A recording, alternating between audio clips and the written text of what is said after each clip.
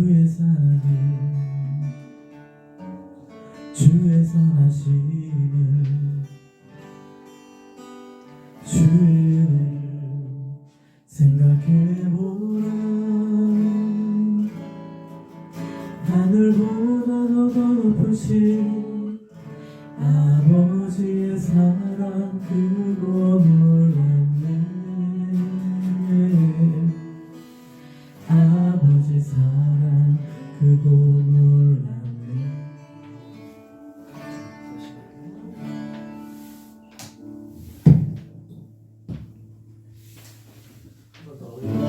처음부터 주의 사랑을 주의 선하심을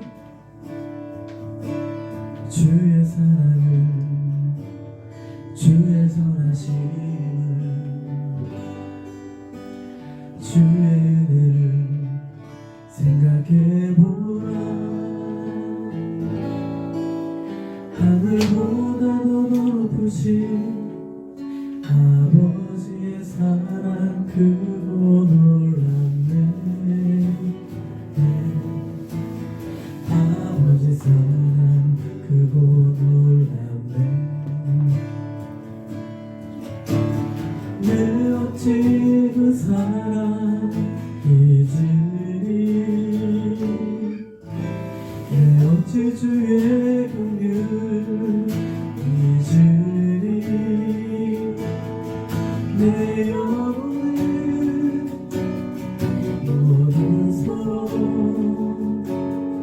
만족시킨 하나님. 주의 사랑 주의 선하심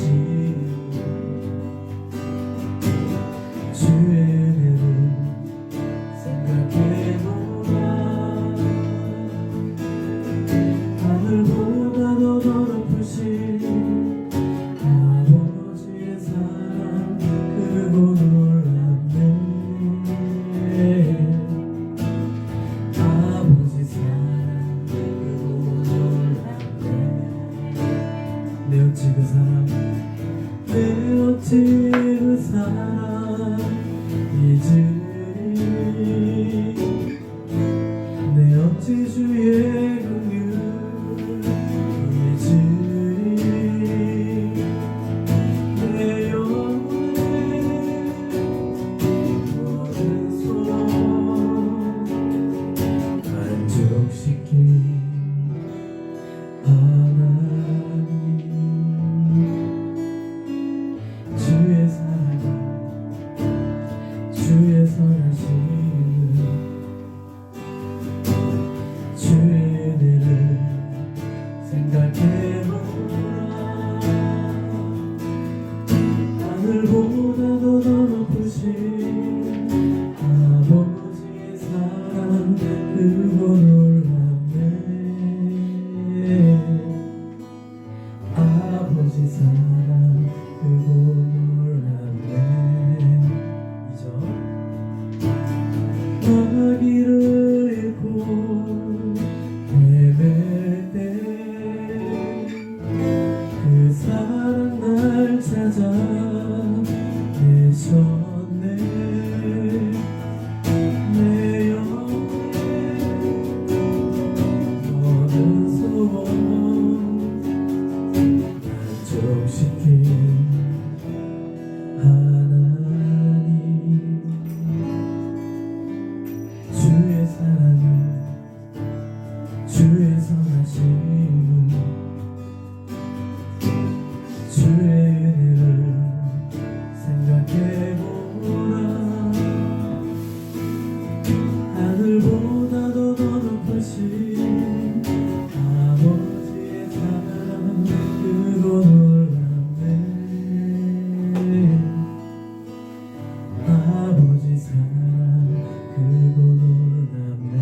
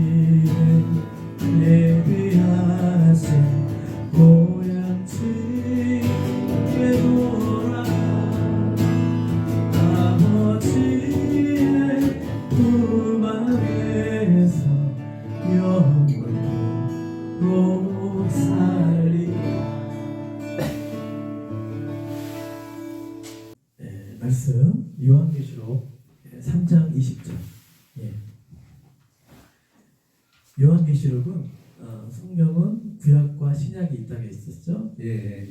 그리고 요한계시록은 신약 성경의 맨 마지막에 있어요. 한번 요한계시록 그 3장 20절 말씀인데 여기 페이지 수가 이렇게 보면은 나와 있거든요. 요한계시록에 제가 가지고 있는 페이지 수가 402페이지예요. 한번 신약성경 맨 마지막에 있는 요한계시록 3장 20절 말씀이에요.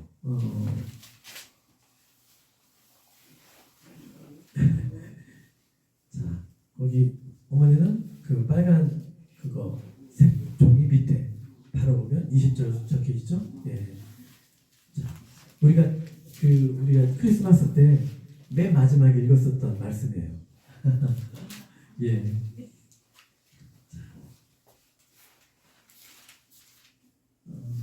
요한계시록은 그 사도 요한이라는 예수님의 제자가 12명이 있었는데 사도 요한이라는 사람이 그 반모섬이라는 곳에서 하나님께 그 계시를 받아서 요한계시록을 이렇게 이제 쓴 거예요. 그래서 요한계시록을 이렇게 잘못 해석해서 이단들이 많이 나왔어요. 여기 신천지도 그렇고 하나님의 교회. 요한계시록이 굉장히 좀 어려운 책이거든요. 그러니까 상징적인 언어들, 막 그런 이미지, 그런 추상적인 언어들이 많이 나오다 보니까 이제 이거를 가지고 이단들이 이렇게 막 성경 공부하자 해가지고 이렇게 막 해요. 그래서 막 요한계시록을 내가 풀 수 있다. 예. 신천지 요한계시록을 풀 수 있는 사람은 신천지에서는 이만이라고 해요. 이만희만이 요한계시록을 이거를 풀 수 있다고 거기서는 얘기를 해요. 그러니까 근데 자세히 보면은 다 이해할 수 있어요. 좀 어렵지만 우리가 조심해야 돼요, 이단에. 자, 우리 다 같이 읽어볼까요? 앞에도 있고 성경도 있으니까 다 같이 읽어보겠습니다. 시작. 볼지어다 내가 문 밖에 서서 두드리노니 누구든지 내 음성을 듣고 문을 열면 내가 그에게로 들어가 그와 더불어 먹고 그는 나와 더불어 먹으리라. 한 번 더. 이게 요한계시록 3장 20절. 자, 시작. 볼지어다 내가 문 밖에 서서 두드리노니 누구든지 내 음성을 듣고 문을 열면 내가 그에게로 들어가 그와 더불어 먹고 그는 나와 더불어 먹으리라. 예. 이거는 이 요한계시록 그 3장 20절 말씀은 이거는 이제 그 예수님께서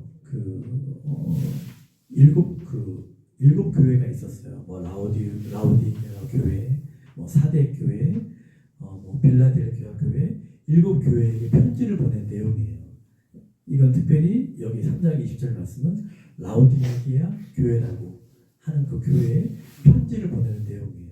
라오디게아 교회가 신앙이 초대교회 신앙이 그 여기 있는 교회 분들이 성도들이 좀 신앙이 미지근했었어요.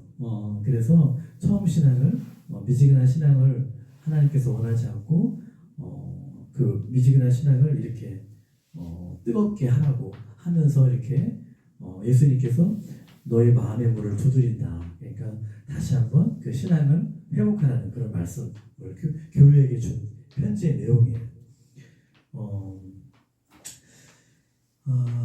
자, 이제 우리가 2024년 이제 한 해 끝자락에 와 있습니다.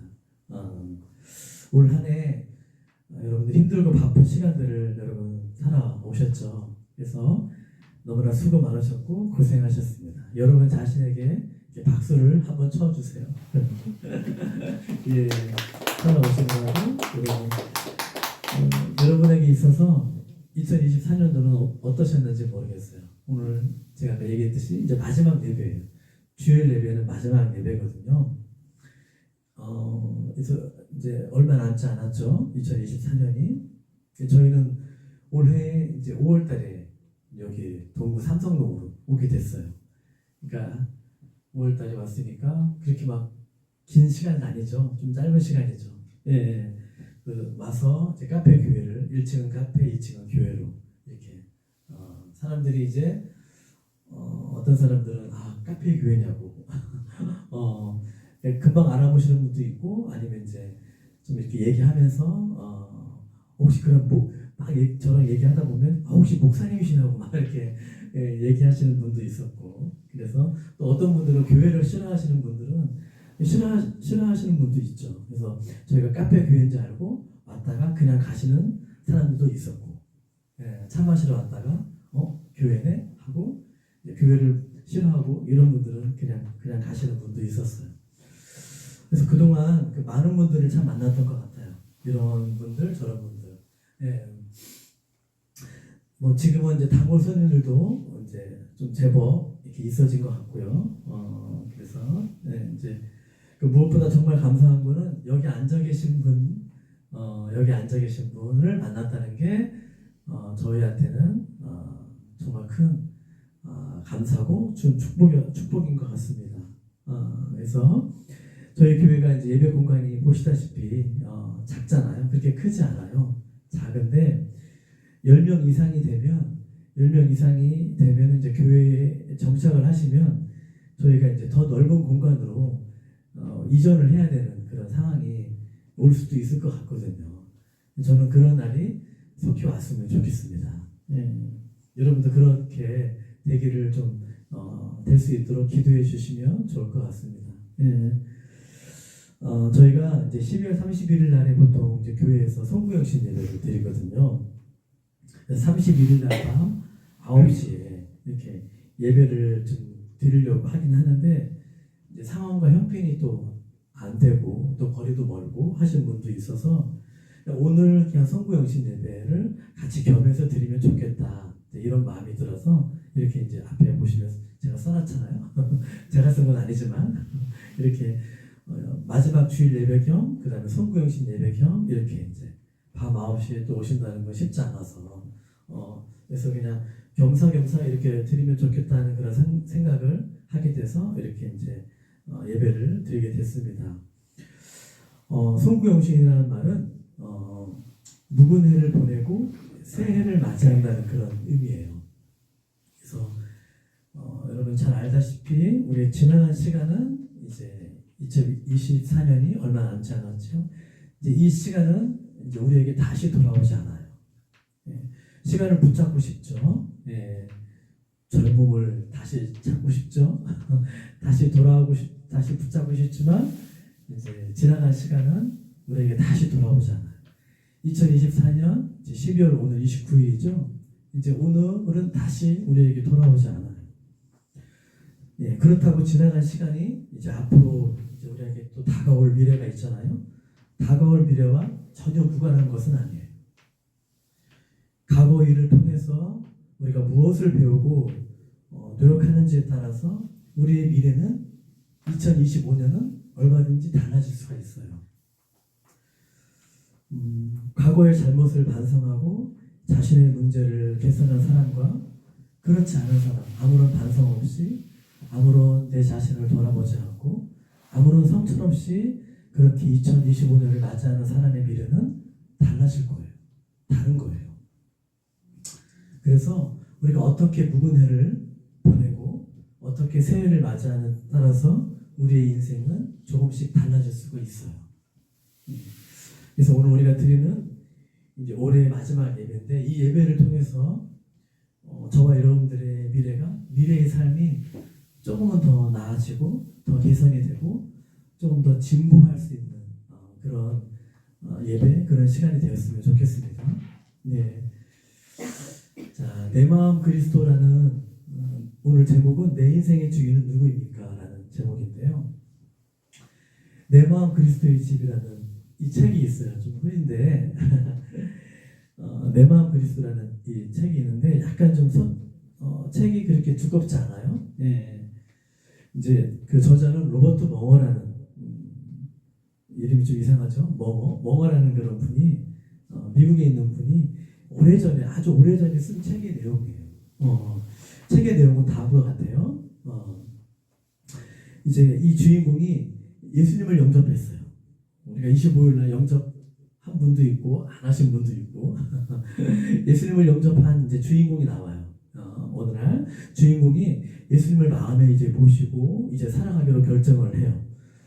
예수님과 이제 교제의 기쁨을 이제 누리는 가운데 이제 이 주인공이 마음의 집에, 우리도 마음이 있잖아요. 사람은 보이지 않지만 다 마음이 있어요. 이 마음의 집에 예수님을 이제 초청하기로 이제 생각을 하고 그 예수님을 초청을 이제 해요. 마음의 집에. 제일 먼저 이제 우리 여러분 집을 한번 생각해 보세요. 여러분 집에 서재도 있고 그 다음에 주방도 있고 또 뭐예요? 침실도 있고 또 뭐 재미있는 뭐 이렇게 오락실 같은 것도 있고 그렇죠? 여러분의 집을 한번 생각해 보세요. 이 주인공이 이제 예수님을 이제 각 방마다 각 방에 이제 초청을 해요. 예수님을 이제 모셔오는 거죠. 그때 영접이라는 게 제가 뭐라고 했었죠? 어떤 귀한 분을 내 집에 우리 집에 극진히 모시고 환대하는 거를 영접이라고 했어요. 그래서 성경은 믿음을 영접이라고 해요. 그래서 이 주인공은 이제 맨 처음에 데리고 간 곳이 예수님을 서재로 데리고 가요. 서재를 이제 예수님 여기 서재입니다 하고 서재를 정리를 해달라고 이 주인공이 예수님께 요청을 해요. 예수님께는 그 방을 이제 그 서재 그 책들을 이렇게 치우시고 하나님의 말씀으로 이렇게 채우세요. 그리고 거기다가 액자를 걸어 놓는데 예수님의 초상화의 사진을 걸어놔요.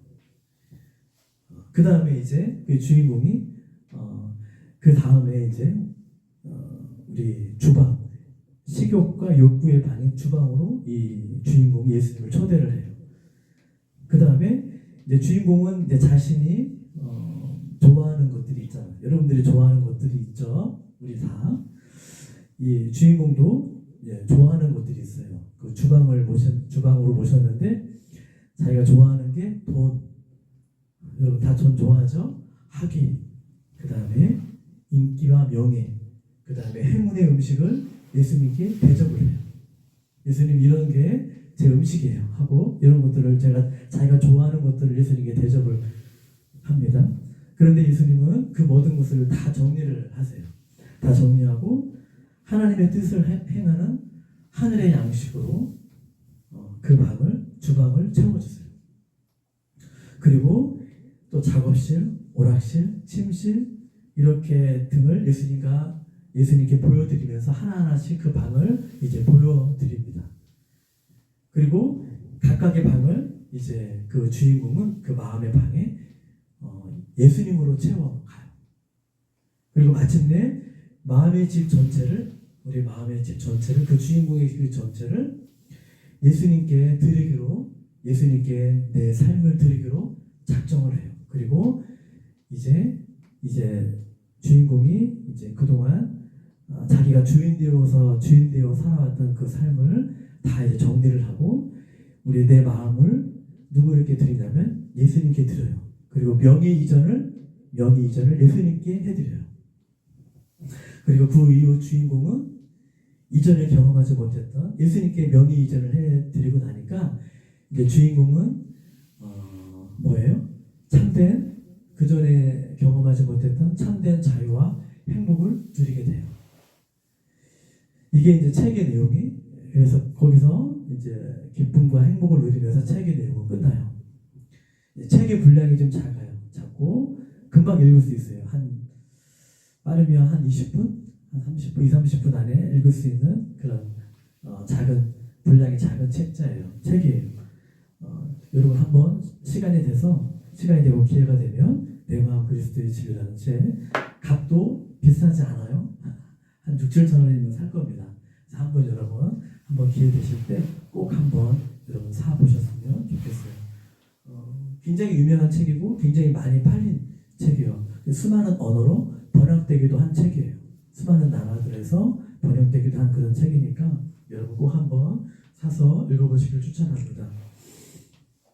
얼마 전에 아니죠. 좀 됐죠. 한 몇 달 전에 저희 카페에 오셨던 분 중에 교회를 다니시는 권사님 한 분이 오신 적이 있어요. 교회에서 권사 직분을 받는 게 쉬운 게 아니에요. 시간도 필요하고 신앙의 연륜도 필요하고 신앙의 검증도 필요하고 목사님이 그 교회에서 인정을 해야지만 저분은 정말 본이 된다 이런 분한테 권사 직분을 줘요. 집사가 되기까지는 좀 쉬운데 교회도 약간 계급처럼 이렇게 단계가 있어요. 계급 뭐 이렇게 그런 의식 속에 사로잡혀 있으면 안 되죠. 교회는 그렇지만 질서를 위해서 교회의 질서를 위해서 이렇게 직분을 줘요. 근데 이제 권사라는 직분을 받기까지는 사실은 시간이 많이 신앙의 연료가 많이 필요해요. 이제 그 권사님이 한 3분을 데리고 오셨어요. 그래서 네 분이 이렇게 차를 드시고 저한테 이제 3분은 그 권사님은 이제 그 3분을 전도 대상자를 놓고 기도하고 있다고 막 그러시더라고요. 그래서 저보고 전도 좀 해달라고 막 그러시면서 예, 막 부담스러운 이야기를 막 하시더라고요. 그래서 이제 그 권사님이 저기 해준냉면 혹시 아시나요? 저기 냉면 유명한데 여기에는 해준냉면은 여기 분들은 잘 안 오세요. 잘 안 가신다고 그러시더라고요. 외부에서 많이 온대요. 그러니까 거의 주로 외부에서 여름 때 막 점심시간 때는 저기는 거의 꽉꽉 차더라고요. 정말 유명한 해준냉면 안 드셔보시면 꼭 한번 드셔보세요. 해준냉면 사장님이 저희 카페에 가끔씩 오세요. 네, 오셔가지고 냉면 먹어본 중에 제일 맛있어. 맞아요. 진짜 정말 맛있어요. 네. 저희 카페에 가끔 자주 오셨던 장로님이 계시는데 항상 여기 해준냉면 드시고 여기서 와서 이렇게 약속을 하시더라고요. 그래서 그 장로님이 요즘엔 잘 안 오시는데 이제 또 해준냉면이 3월달에 또 이제 오픈하거든요. 겨울 때는 쉬시고. 그러니까 그 해준냉면 맞은편에 그 종 헤어샵이라는 그 미용실을 하시는 권사님이에요. 그분이 이제 오셨는데 그분이 이제 교회 권사님이시고 자기가 이제 그런 얘기를 하시더라고 저한테. 교회를 오랜 시간 다녔대요. 교회를 오랜 시간 다녔는데 근데 그 권사님의 마음속에는 교회를 오랜 시간 다녔지만 늘 마음속에는 늘 불안하고 어딘가 늘 불안함이 있었고 늘 염려가 있었고 늘 초조하고 어딘가에 늘 이렇게 쫓기며 살아가는 그런 삶이었대요. 그 권사님이 본인이 얘기를 해주신 거예요. 근데 그렇지만 신앙생활을 교회를 오래 다녔는데 근데 이제 정말 그 신앙생활을 이렇게 제대로 이렇게 예수님을 만나고 나면서 예수님 만나고 나서 성령의 이거를 이제 성령이라고 하거든요. 성령 받았다. 성령의 은혜를 받았다. 성령의 은혜를 경험했다, 체험했다. 여러분들도 이제 그런 은혜의 시간이 그런 성령의 그런 체험의 시간들이 여러분 올 수 있기를 바라요. 예, 그런 날이 여러분 속히 왔으면 좋겠어요. 그래서 그분이 예수님을 알고 나서 예수님을 이렇게 마음속에 정말 영접하고 나서 내 마음에 성령의 은혜를 충만한 은혜를 받고 나니까 마음속에 기쁨이 오더라는 거예요. 마음속에 기쁨이 오고 불안과 염려가 이렇게 막 사라지듯 눈 녹듯이 이렇게 사라지는 것을 경험했대요. 그래서 지금은 권사님의 마음이 한 이제 70이 조금 안 되셨거든요. 한 68, 69 거기 있는 분 중에 자기가 제일 막내라고 그러시더라고요. 그러면서 자기의 마음속에 있는 그런 염려와 불안 그런 막 초조함들이 예수님을 만나고 나서 성령의 은혜를 체험하고 나서 그런 마음들이 이렇게 눈 녹듯이 사라졌다고 그러셨더라고요. 그래서 지금은 권사님의 그 삶이 참 너무 기쁨이 있고 감사하고 참 행복하다라는 말씀을 하시면서 그렇게 가셨어요. 제가 그 권사님 얼굴을 보니까 정말 그게 그냥 거짓말 같지가 않더라고요. 정말 진심으로 하시는 말씀처럼 정말 느껴졌어요. 여러분들은 지금까지 인생을 살아오시면서 이제 수많은 시간들을 보내고 살아오시면서 정말 예수님을 내 인생의 주인으로 아까 제가 내 마음 그리스도의 주인공처럼 여러분의 마음속에 예수님을 여러분의 인생의 주인으로 그렇게 모시며 그렇게 살아오셨는지 아니면 인생의 주인이 아직도 예수님이 아닌 여러분 자신인지 여러분 자신이 인생의 주인이 되어 살아온 지난 시간들은 어떤가요? 지금까지 여러분 자신이 인생의 여러분 자신이 주인이 되어서 살아온 그런 지난 시간들은 좀 만족하며 그렇게 행복하신가요? 실패와 어쩌면 그런 좌절과 아픔으로 그렇게 얼룩져 있지는 않습니까? 우리가 교회에 나오고 예수님을 믿는다는 것은 뭐냐면 인생의 주인이 내가 아니라 예수님이라고 고백하는 거예요. 이것이 신앙생활이고 이것이 예수 믿는 사람이에요. 예수 믿는 사람의 입에서 나오는 고백이 되어야 돼요. 아, 내가 인생의 주인이 내가 아니라 예수님이십니다 라고 고백하는 것이 이것이 예수 믿는 거고 이것이 신앙생활이에요. 이것이 참된 신앙생활이라는 거예요. 그래서 신앙생활이라는 것은 인생의 주인을 나에서 예수님으로 바꾸는 거예요. 내 마음속에 있는 그 나에서 내가 좋아하는 것들, 내가 원하는 것들, 내가 바라는 것들, 그런 것들이 아니라 내가 좋아하는 것들, 이런 것들을 내려놓고 예수님으로 채워가는 그런 시간들이, 그런 훈련들이 바로 신앙의 생활이라는 거예요. 예수님을 전혀 모르고 믿지 않는 사람들은요, 예수 믿는 사람들이 어리석은 거예요. 이해가 되지 않아요. 교회 나오고 이렇게 딱딱한 의자에 앉아서 예배 드리는 것을 전혀 이해를 못해요. 우리들을 어리석다고 생각해요. 바보처럼 생각해요. 세상은요, 교회를 환영해주지 않아요. 차라리 예수를 믿을 바에 차라리 내 힘을 믿지, 내 주먹을 믿지라고 하면서 더 낫다고 그렇게 생각하면서 살아가요. 여러분 중에도 아마도 그렇게 생각하시는 분들이 있을 수 있어요. 여러분들이 대답을 안 한다고 해가지고 이 상황을 피해갈 수가 없어요. 예. 그렇게 생각할 수도 있어요. 근데 여러분 꼭 기억하셔야 돼요. 꼭 기억하십시오. 예수님을 믿는 것은요, 결코 나약한 게 아니에요. 예수님을 믿는 것은 결코 어리석은 것이 아니에요. 예수님을 믿는 것이 가장 안전하고 가장 축복된 인생이라고 우리에게 성경은 말씀하고 있어요. 사랑하는 여러분, 이제 말씀을 마무리 하려 합니다. 우리가 2025년을 또 이제 살아가야 되는데 우리가 때로는 살아가다 보면 길을 잃어버릴 때가 있어요. 열심히 잘 살아가는 것 같은데 때로는 내 삶에 길을 잃어버릴 때가 있거든요. 길을 찾지 못해 헤매는 사람들에게 예수님은 길이 되어주세요. 시편 119편 105절 말씀에 이런 말씀이 있어요. 우리 다 같이 한번 읽어볼까요? 주의 말씀은 내 발의 등이요 내 길에 빛입니다. 우리의 사는 가는 길에 예수님께서 빛이 되어주신다는 말씀이에요. 진리를 우리가 때로는 찾아 헤매요. 지금 이 시대는 포스트 모더니즘 시대예요. 참된 진리를 다 거부하는 시대예요. 왜 기독교만이 답이냐? 왜 기독교만이 진리냐? 너희는 왜 이렇게 이기적이고 너희는 왜 이렇게 못됐냐? 너희는 왜 이렇게 진리가 하나만 주장을 하냐? 예수님이라고 주장하냐? 이렇게 얘기를 해요. 사람들은 다 그렇게 손가락질을 해요. 근데 진리를 찾지 못해 헤매는 사람들에게 예수님은 진리가 되어주세요. 그리고 생명을 잃어버린 자들에게 예수님은 우리에게 영원한 생명을 약속해 주셨어요. 요한복음 14장 6절 말씀에 다 같이 한번 읽어보겠습니다. 시작. 예수께서 이르시되 내가 곧 길이요 진리요 생명이니 이렇게 나로 말미암지 않고는 아버지께로 올 자가 없느니라. 우리에게 예수께서 이르시되 내가 곧 길이 된대요. 그리고 진리가 되고 생명이 돼요. 이렇게 말한 예수님께서 이걸 2000년 전에 말씀하셨어요. 2024년 전에 말씀하셨는데 근데 지금도 예수님을 믿는 사람들이 이렇게 많아요.